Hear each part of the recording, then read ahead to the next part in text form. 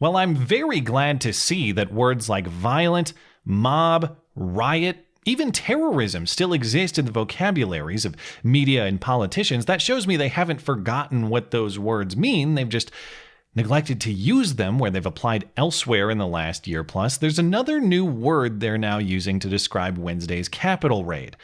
Unprecedented. It was an unprecedented action, an unprecedented attack, an unprecedented storming. Unprecedented. Unprecedented. An unprecedented assault. No, it was not. It was regularly and thoroughly precedented, actually. Pick any day of the week in this country since May. You'll find some precedent. Burning blocks of Minneapolis was precedent.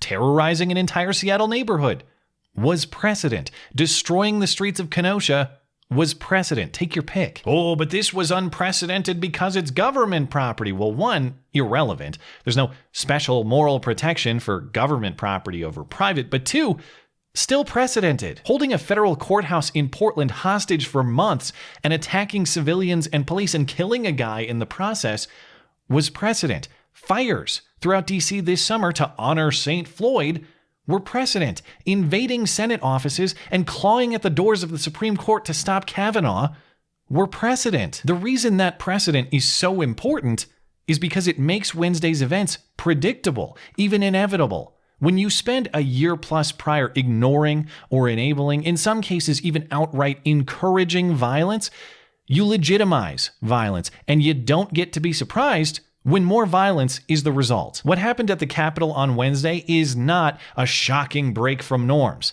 It is the norm.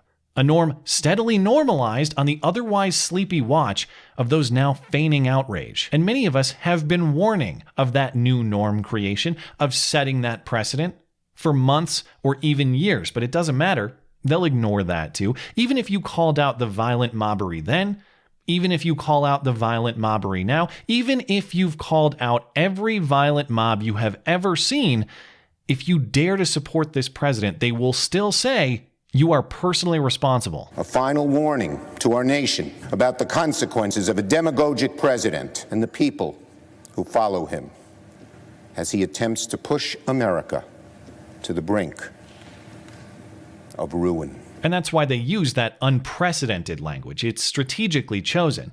By erasing past examples and pretending they don't exist, they can turn those of us warning of the dangers of normalizing violence into the perpetrators of it. And that's what's so ominous about the current state of our politics and culture. If Wednesday wasn't unique, if instead it was part of a sequence, it's a safe bet it'll be used to perpetuate that sequence. And we'll see still more of these terrible but supposedly unprecedented things. And we're seeing that effort already. If anybody actually had any intent on agreeing that bad things are bad, the day after was a great day for that. But take note of how those constantly praising and calling for unity so consistently miss the best opportunities to pursue it and to build it. When they say unity, they mean submission. How do we know? Because any chance to drive the wedge and malign the opposition will be taken until everybody is browbeaten into line. And that opportunity to browbeat the unity into us was happily taken by our incoming Supreme Unity leaders, Joe and Kamala, who framed their reactions with the preposterous claim that if the Capitol raiders had been Black or Black Lives Matter activists, they would have been abused. Joe says nobody can tell him otherwise. No one can tell me that if had been a group of Black Lives Matter protesting yesterday, they wouldn't have been treated very, very differently than the mob of thugs that stormed the Capitol. We all know that's true. And it is unacceptable. Totally unacceptable. Yeah, it's been unacceptable as Black Lives Matter has done the same thing routinely for months. But if you didn't bang your outrage finger then, it doesn't mean much now. Kamala says much the same. She says we have two different justice systems, one for white Capitol raiders and the other for Black Lives Matter saints. We witnessed two systems of justice.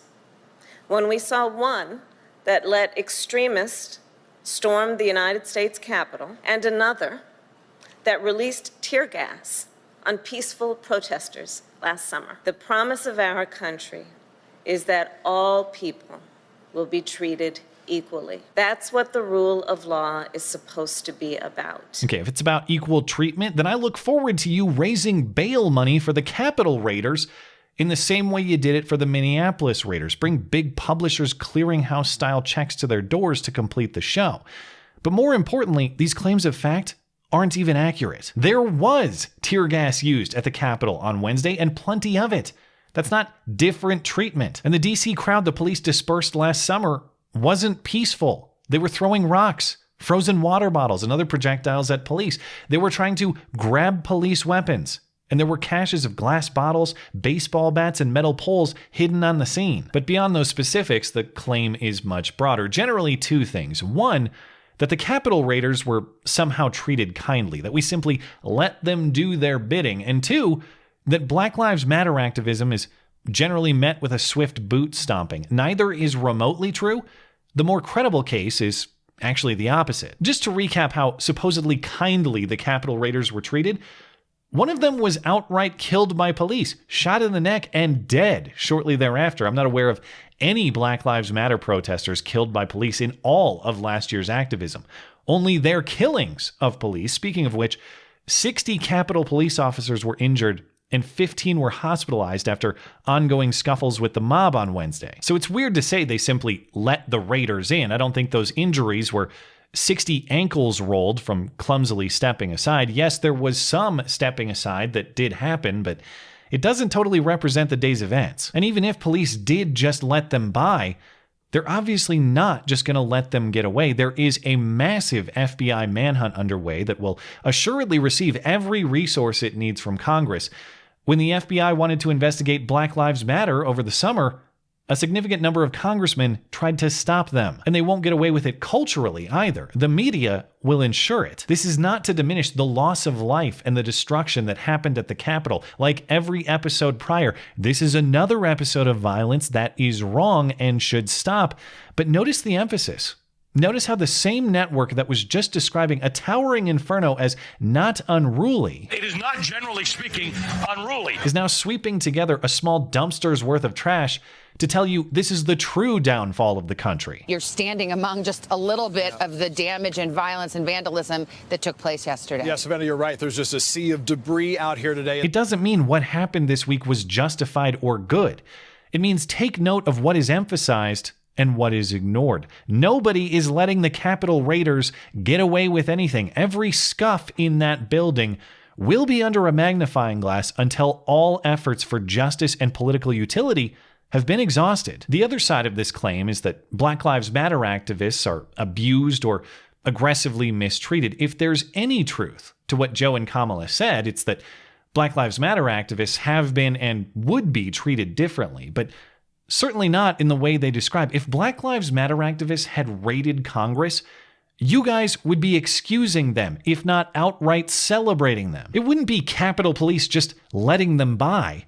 It'd be Capitol Police taking a knee for them, and legislators in the chamber would be doing the same. Nobody did anything like that after this raid. Instead, it turned into a congressional disavowal tournament, and nobody can beat the champion. What happened here today was an insurrection incited by the President of the United States. If it was Black Lives Matter, you would have renamed an entire plaza for them.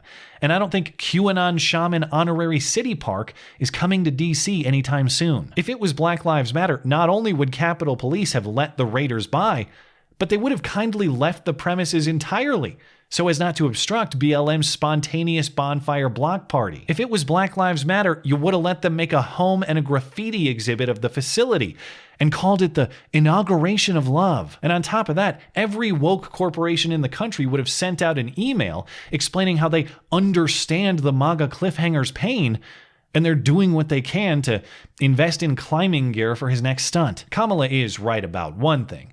Equal justice is important. Vital, even. No country can sustain without it. And we currently have very little semblance of it. There is a reason the eyes of that Lady Justice are covered. It's because our belief in what a system of justice is says that it should not depend on how you look, on the color of your skin, on how much money you make, or what political party you belong to.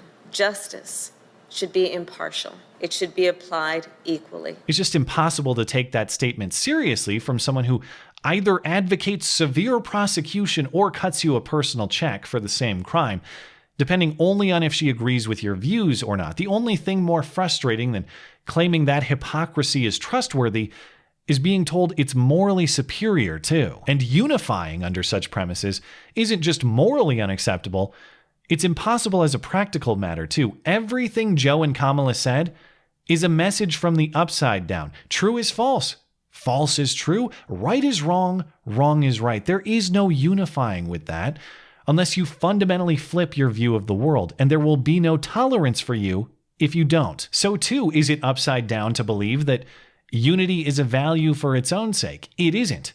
Unity installed at the expense of truth, reason, justice, morality, respect for the rights of others, or any other entry on the list of higher values isn't unity at all.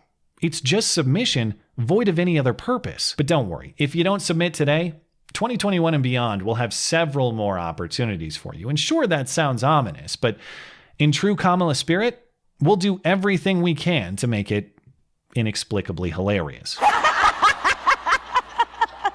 Thanks as always for listening and for supporting this channel. Always appreciate that thoughtful discussion down below, and especially over on Twitter. That is at ML Christiansen. Scratch that. Actually, not especially over on Twitter. I have long loved Twitter, but given recent events developing as I edit this video, I can't promote that platform anymore, if they even allow me to remain there at all. The purge is on, ladies and gentlemen, so even if you're not banned by Twitter or leaving on principle, find me on Parler, find me on Gab, find me on Minds. The handle is the same, at ML Christiansen. And of course, bookmark my website. That's mattchristiansenmedia.com. The axe is swinging for all of us very soon. You're always welcome to coming out and chat in my live streams. Those are linked down in the description. Looking forward to it. Goodbye.